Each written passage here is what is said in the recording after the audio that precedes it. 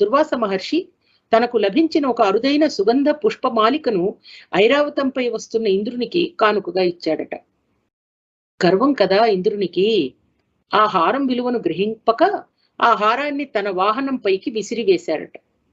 ఆ గజం తొండంతో ఎత్తి కాళ్ల కింద పడేసి ఆ పుష్పమాలికను ఆ పుష్పమాలను తొక్కేసింది.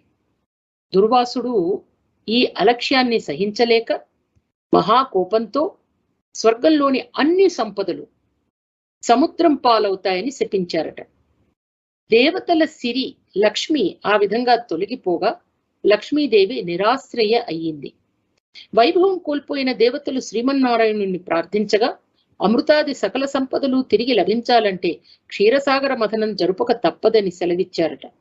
శ్రీహరి తాను ఈ మహామథనంలో సహకరించగలనని దేవతల పక్షం వహించి